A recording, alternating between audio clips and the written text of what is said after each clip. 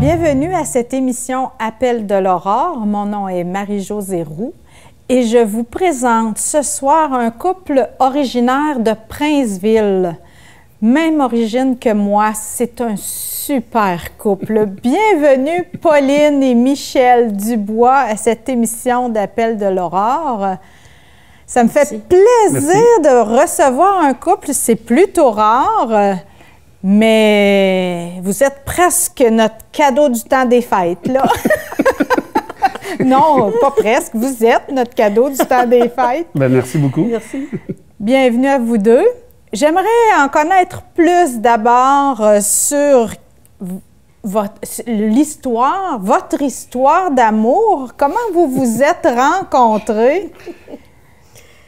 De la façon dont on s'est rencontrés, c'est un pur hasard. Michel et moi, ça faisait longtemps qu'on se connaissait, mais il n'y avait jamais eu rien de palpitant, disons. Puis à un moment donné, bien, je me rendais compte qu'il n'était pas là une fin de semaine parce qu'il était resté à Rivière-du-Loup pour ses études. Puis une autre semaine, voyons, où est-ce qu'il est Michel? Puis je pense que c'est comme ça là, que ça l'a parti. Vous avez grandi ensemble, ni plus ni moins. Vous vous êtes toujours... Non, même pas? Pas du tout, pas non, du tout. Non. Moi, je suis natif de Plessisville. OK. Puis on s'est rencontrés. On se rencontrait par intermédiaire d'amis de Princeville et de Plessisville. Fait que c'est comme ça qu'on s'est connus. Puis quand il n'était pas là, Pauline, il manquait quelqu'un. Bien, il manquait quelqu'un, c'est ça. En tout cas, je m'en rendais compte qu'il n'était pas là. Est-ce qu'il me manquait? Pas Je ne encore. peux pas dire à 100 %, mais je me rendais compte qu'il n'était pas là. Puis toi, Michel, de ton côté, la trouvais-tu de ton goût? Ben oui. Ah bon? Ben oui. Mais tu le disais pas. Ben, je lui ai dit un coup, je l'ai invité à un mariage. Ah bon? Une de mes cousines. C'est là que ça a commencé. Ah bon? Oui. Je l'ai invité et puis là, ça a parti. Puis ça n'a jamais arrêté? Non. Ça n'a jamais arrêté, non. Ça fait 45 ans. 45 ans de mariage ou de fréquentation ou en tout, là, 45 ans en tout. En tout. 42 ans de mariage. Oui. Vous vous êtes fréquentés pendant 3 ans? 2 ans et demi, oui. Plus ou moins, oui. OK. Puis après ça, le mariage. Le mariage. Comment ça se passe des fiançailles ou des fréquentations de préparation d'une longue histoire comme ça, là? Bien, sais-tu, par rapport à notre propre cheminement, Michel et moi, on était les deux rendus à la même place. Bon, c'est ça, hein? Déjà là, il y avait ce qu'on appelle aujourd'hui une synchronicité. Oui. Pour nous, là, on était pratiquants toutes les deux. Alors, la messe, l'Eucharistie, c'était quelque chose qui était important pour nous. C'était rare? À cette époque-là, un petit peu. Hein? Ouais. Ça commençait, ça avait là, déjà commencé. Ouais. Ça avait déjà commencé, mais pour nous, c'était important que le Seigneur soit là. Puis, je te dirais que après 42 ans, pour moi, c'est le trait d'union. Le Seigneur est notre trait d'union dans notre couple. C'est beau, ça! Parce que c'est pas toujours facile. C'est pas toujours évident non plus. Alors, ça prend le trait d'union du Seigneur pour qu'on avance toujours dans le même sens. Donc, si je comprends bien, votre vie de couple, ça n'a pas été un long fleuve tranquille. Elle arrive, puis lui, il respire. Oh là là! Non!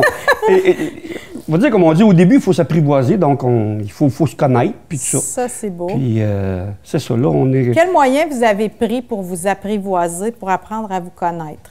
Bien, beaucoup de dialogue. Oui. On disait c'était quoi nos buts dans la vie, c'était quoi on voulait faire de notre vie. Vous étiez sérieux? Très. On a fait le parcours de service de préparation au mariage. Dans ce temps-là, c'était sur 10 dimanches. Oh là là, c'était sérieux. Tu as le temps d'approfondir. Oui. Tu as le temps d'approfondir certaines... Oui, certains points d'interrogation. Affinité, Oui, savoir si c'était sérieux comme... Oui. Puis là, vous avez continué, vous autres, parce que ça vous a permis de grandir, puis de cheminer, puis de savoir que vous pouviez vous faire confiance l'un l'autre. Oui. Vous êtes restés fiancés combien de temps? 2 ans et demi. 2 ans et demi, vous vous êtes fiancés? Non, ça veut dire on a 2 ans et demi, puis à peu près 1 an qu'on s'est fiancés. OK. Parce que fiancé, fiançailles, ça fait c'est comme confiance, hein, Oui. se fier à l'autre. Oui. Ça en prend pour prendre le rendez-vous vers le mariage. On a annoncé qu'on se mariait à Noël, puis on s'est marié en septembre. L'année suivante. Ouais, l'année suivante. C'était déjà écrit. Oui. Et après, qu'est-ce que vous avez fait pour maintenir la flamme allumée? Premièrement, on a été approché pour faire partie du service de préparation au mariage. Alors, on était animateur pendant 9 ans de temps. Oh là là, vous l'avez vécu à fond, Alors, année après année, on vivait les mêmes ateliers que les participants, dans le fond. Alors, ça aussi, ça vient nourrir. Hein? L'écoute, l'écoute. C'est un point, ça, qui n'est pas tout le temps évident dans un couple. Il y en a un qui parle, mais ça ne veut pas dire nécessairement que l'autre écoute toujours. Alors ça, c'était quelque chose qui était... qu'on a travaillé, là. Ça vous a permis de souder un peu l'alliance. Et un peu plus. Hein? Un peu plus. Et un peu vous avez plus. refait sans... Oui. On le vivait, nous aussi. Vous le reviviez. Quand bien même qu'on animait, mais on le revivait à chaque fois. Oui, parce qu'on n'animait pas tous les ateliers. Non. On avait notre bloc, oui. puis on participait aux ateliers des autres animateurs. OK. Alors, c'était très enrichissant. Puis le prêtre qui était avec nous, c'était Jean-Claude Poitras. C'est devenu un bon ami. Puis il nous donnait des outils. Jean-Claude était très généreux de sa présence et tout ça. Fait que c'était très, très plaisant de faire partie de ce groupe-là, puis de cheminer avec eux. Puis on garde des liens. On a gardé des liens avec les gens avec qui on animait et tout ça. Là. Fait que ça a été... ça a construit des amitiés solides sur du... Oui. Ça permet d'aller à l'essentiel aussi. Vous avez appris rapidement à nommer ce qui vous faisait vivre, nommer ce qui était l'essentiel pour vous dans votre vie. Oui. Ça vous a suivi durant toute votre vie de mariage, j'imagine? Ça nous suit encore. C'est encore important. Ça nous suit encore. Est-ce que vous avez, après ces 9 années, eu envie de prendre une pause, d'arrêter? Comment ça s'est passé? Pourquoi vous avez... On n'a pas arrêté. Vous n'avez pas arrêté?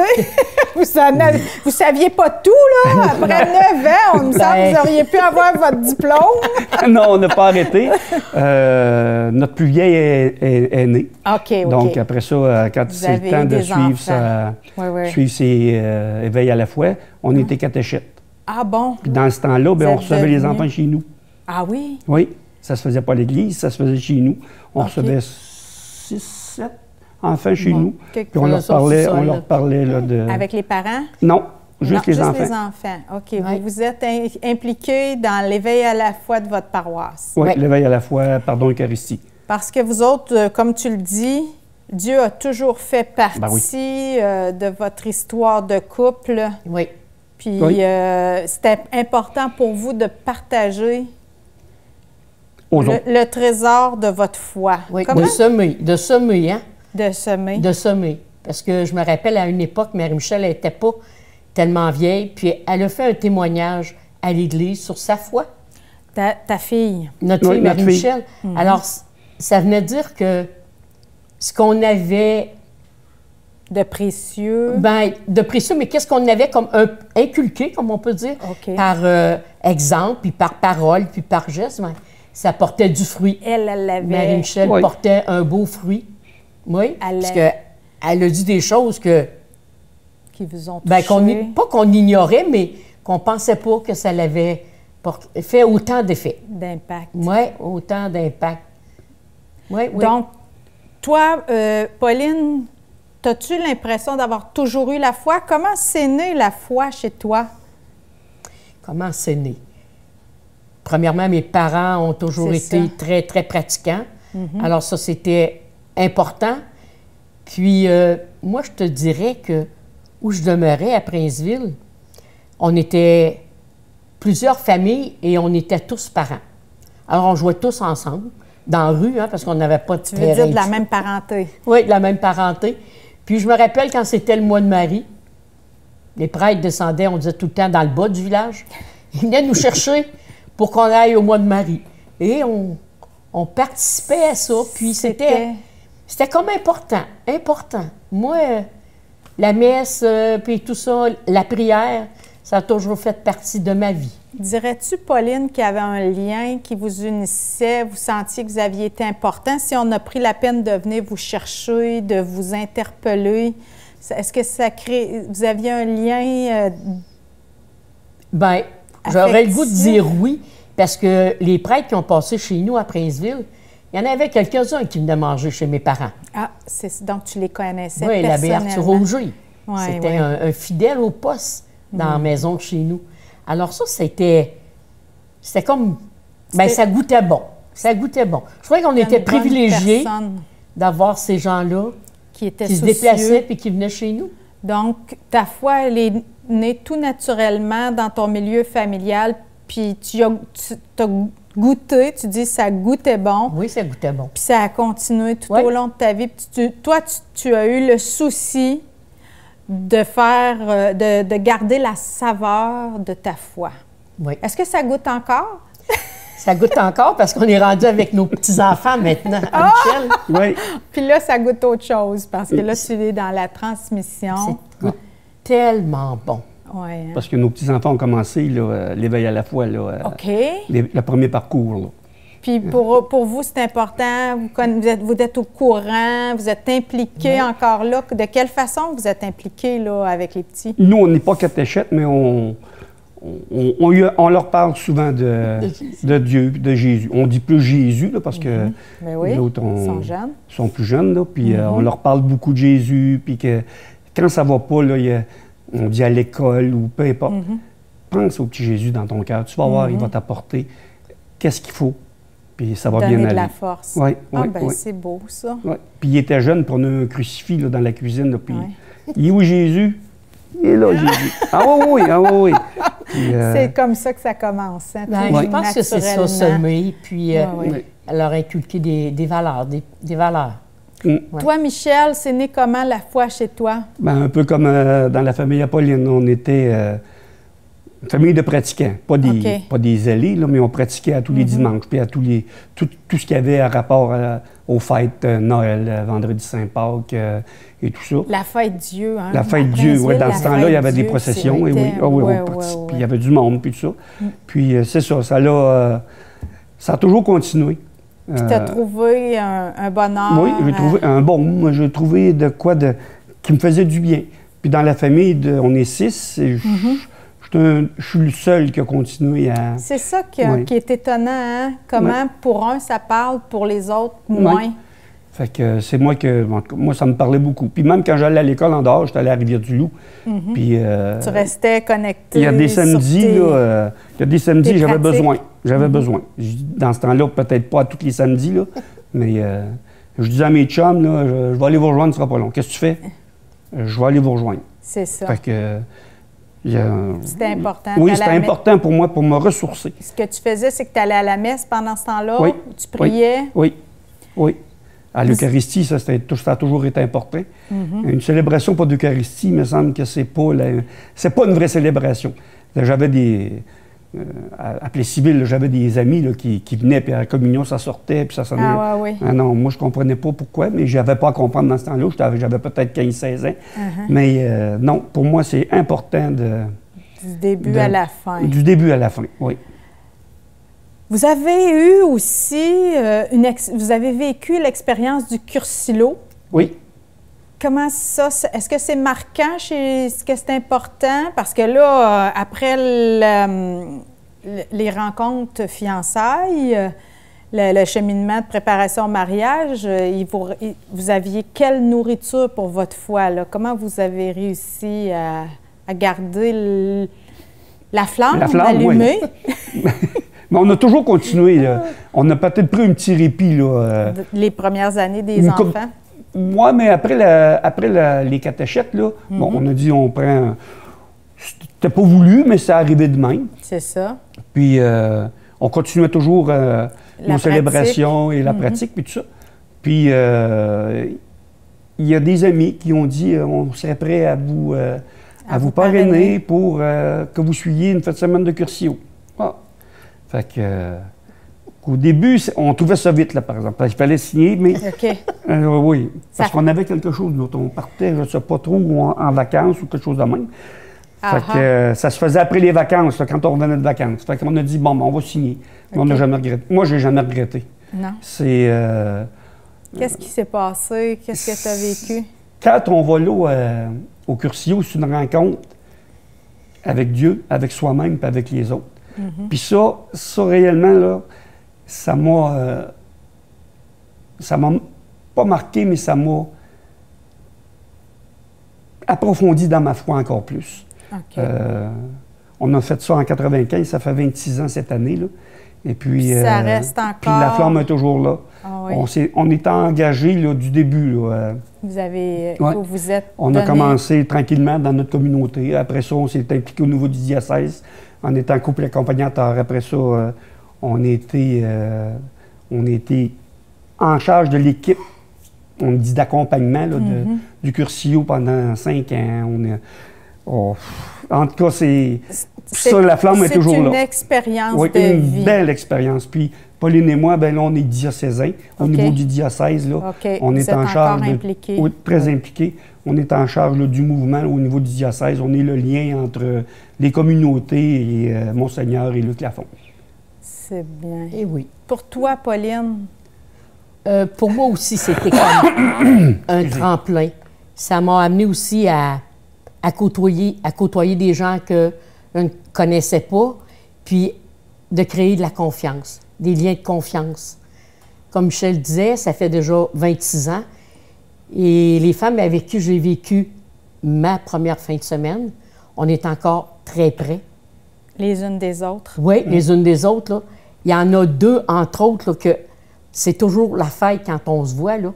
Puis on est toujours contente parce qu'on s'est partagé des secrets. Puis qu'on sait que ça ira pas ailleurs. Je pense que c'est ça aussi le mouvement.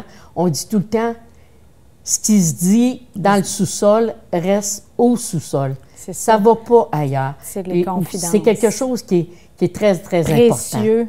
Important. Oui. C'est précieux, ça, d'avoir ce lien de confiance. Un lieu où on peut se dire, dans toute l'intimité et la profondeur de nos vulnérabilités, être accueilli, puis pas, je dirais, trahi. C'est ça. C'est en plein ça. Oui. Pas rencontrer quelqu'un sur la rue puis me dire « Hey, Pauline, j'ai entendu dire que... » Ah, mon Dieu. Ça, jamais. Jamais. C'est tellement important, ça, la de confidence. Nos jours, cette confiance-là, ce lien. C'est dur d'établir une confiance avec quelqu'un. C'est difficile aujourd'hui, parce qu'il y en a beaucoup qui... Le paraître est fort. Aussi. Alors moi, ça, le paraître, là, ça fait pas partie de ma première palette, ça. Ah ouais? Non, ça fait pas partie de moi, ça. Non, puis je dirais même que il y avait des petits rituels qui étaient déjà établis au Cursillo quand il y avait des célébrations. Et nous, on était habitués, Michel et moi, quand on était des simples cursilistes, on s'assoyait à telle place, pas parce qu'on a un titre de diocésain qu'on va changer de place. Pas du tout. Beau. Non, c'est... La simplicité. Oui. Puis c'est important, ça, parce qu'on n'est pas... On dit on n'est pas chrétien toute seule, puis on n'est pas cursiliste toute seule. C'est une communauté, une famille. On est frères et sœurs. Frères et sœurs cursilistes, oui. Frères et sœurs, personne au-dessus, en dessous. C'est chacun a droit de parole, chacun a droit d'exister, puis d'avoir des crises aussi, hein? Je pense que dans le Cursillo, puis dans tous les mouvements, puis dans l'événement de la foi, il y a des crises aussi. Puis pour les traverser, on a souvent besoin des frères et sœurs dans la foi. Oui, parce qu'on dit qu'on a la foi, mais à l'occasion, on fait des petites crises de foi, comme notre bon ami Luc nous dit de temps en temps. Hein, quand on a vécu la pandémie, là, ça a été difficile, ça, un petit peu, là, tu sais, de plus se voir, puis de plus... partager, semaine après semaine. On avait de l'enseignement, mais... fallait, comment on dit ça, fallait que j'aille, moi, vers l'outil. Il fallait que j'aille m'asseoir devant l'ordinateur pour entendre la messe. Puis il fallait que j'aille vers l'ordi encore pour avoir de la parole. Tandis que, en tout cas, c'était du un pour un, c'est plus difficile à ce moment-là. C'est plus, en tout cas, On a senti l'importance de la communauté Oui. quand on en a été privé durant la Oui, pandémie. oui, hein. oui. C'est là où on a pu goûter la chance qu'on a de pouvoir échanger semaine après semaine Oui. avec des frères et sœurs dans la foi, parce qu'il y a de moins en moins d'espace où on peut dire notre foi, d'endroits où on peut en parler, Oui. où on peut échanger, puis où on peut se permettre de dire que parfois il y a des crises dans la foi, Oui. puis qu'il y a des doutes, puis qu'il y a des hésitations, puis qu'il y a des combats, je dirais, là. Oui, oui, oui. et oui! On va dire, comme on dit, c'est pas parce qu'on est cursiliste qu'on est parfait. C'est ça. Euh, Mais non. J'avais déjà entendu un homme qui cheminait dans un mouvement comme ça, puis quelqu'un l'avait interpellé, puis lui avait dit « Ben oui, toi, t'es dans ton mouvement, c'était la rencontre à l'époque, mais peu importe le mouvement. Peu importe le T'es mouvement. dans le mouvement, puis tu fais ça. » Il dit, et puis l'homme, il avait répondu, j'avais trouvé ça savoureux. « Imagine si je l'étais pas. » Ah oui, c'est oui, ça. oui, oui. Oui, on se donne un plus en participant à ces rencontres-là, là, à toutes les semaines et tout ça. Là. Puis souvent, nous autres, chez nous, à Princeville, là, on est rendu 6-7. Là. Dans On la a eu une communauté. rencontre hier, là, puis Oui, ça goûtait encore bon. c'est beau. Ça goûtait bon. Puis il y a des personnes là, dans les 80 ans, puis eux autres, c'est important qu'on se rencontre à toutes les semaines. Ben oui. Parce Il y a que des communautés, c'est à toutes les 2 semaines, ou à tous les Ah, mois, oui. mais eux autres, non. Nous, À toutes on les veut semaines. à toutes les semaines. Ouais. Qu'est-ce qui arrive, c'est qu'il y a tellement de gens qui vivent de la solitude, Oui. surtout dans les âges avancés. Souvent, les conjoints décèdent, les personnes se retrouvent seules. Oui. S'ils n'ont pas le support, l'accompagnement de la communauté, ils sont très seuls. Oui. Avec ça aussi, ça aide à se sentir en famille, en communauté, le fait de pouvoir partager avec d'autres chrétiens. Mais de fil en aiguille, vous avez passé par toutes sortes de services au sein du mouvement des Cursillos, mais vous avez accepté dernièrement aussi un nouvel engagement vous êtes devenus les représentants, Responsables. les porte-parole, les responsables du mouvement des Marguerites. Au niveau du diocèse encore. Vous êtes aimés au diocèse, on vous connaît. Ben non, c'est toujours les mêmes, là, les TLM. Non. Non. Même encore, Je suis certaine qu'on vous reconnaît des belles qualités de leadership. même, c'est ça, la semaine passée, nous, notre mandat terminait le 31 octobre. Ça faisait déjà 5 ans qu'on était Responsable du mouvement des Marguerites. Oui. Pouvez-vous nous dire ce que c'est d'abord? Bon, le mouvement des Marguerites, ça, il y a des gens qui adoptent un prêtre. Peu importe le prêtre, supposons Monseigneur ou Luc Lafont, peu importe. Puis il y a 7 personnes, 7 pétales. Donc, ils forment une marguerite. OK. Puis à chaque jour, il y a un pétale qui prie pour le prêtre. Donc, c'est pas prenant comme à une personne par jour. Donc, puis la personne responsable de la marguerite, elle, c'est quand elle prie pour le prêtre, c'est le jeudi. Donc, les autres personnes, c'est du mercredi au dimanche, lundi, et tout ça. 7 jours. Donc, à chaque jour, il y a une personne qui prie pour un prêtre, qui adopte un prêtre. Donc, il y a des prêtres qui peuvent avoir une marguerite, mais il y en a d'autres qui peuvent en avoir 3, 4, 5. Ah oui? Pauline Mathieu le registre de tout ça là, OK. à chaque... Autrement dit, les prêtres sont soutenus, accompagnés parce qu'eux aussi vivent des crises de la foi. Oui. Eux aussi, ils ont des communautés. Parfois, ils sont coupés de leur communauté parce qu'ils doivent changer de ministère. Oui. Ils vivent, eux aussi, des passages, je dirais, dans leur vie de foi. Oui. Puis le mouvement des Marguerites est fait pour les accompagner. Les soutenir. Ils savent qu'à chaque jour de la semaine, il y a quelqu'un qui prend une attention, du temps pour prier, pour Oui. offrir du temps pour lui. Oui. Parce Pour que elle. les prêtres, là, souvent, ils leur demandent, bon, Ouais, ouais. prie pour nous parce qu'on a tellement de besoins. C'est Mais vrai. eux, on ne sait pas comment ils peuvent avoir besoin de prière. Parce que, comme vous dites, les prêtres ont de plus en plus de charges charges pastorales. Et les communautés, les paroisses augmentent. Les prêtres, il n'y en a pas. Donc, c'est une surcharge, c'est de la fatigue, et il faut prier pour ces prêtres-là, pour les garder en santé, puis qu'ils continuent Puis dans leur ministère. Ben oui.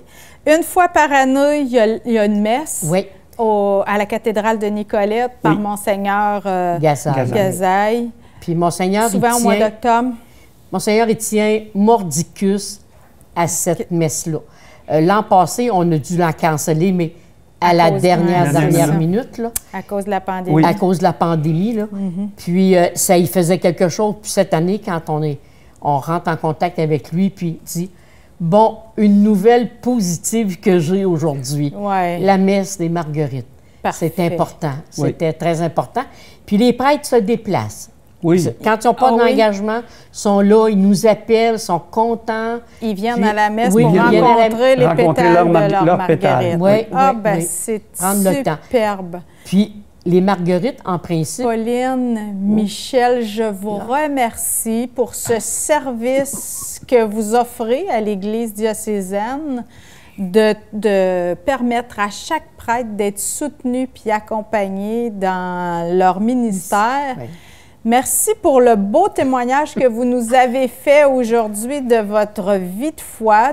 Vous avez 2 filles aussi, 3 petits-enfants. C'est une chance que j'ai eue de pouvoir partager avec vous, d'apprendre à vous connaître puis à connaître votre cheminement de foi. Merci d'avoir participé à l'émission. Vous êtes notre cadeau de Noël. Pour vous, chers amis téléspectateurs, téléspectatrices, on se dit à l'an prochain déjà. Et ça a été un plaisir pour moi de vous accompagner cette année encore. À la prochaine. Merci, au revoir.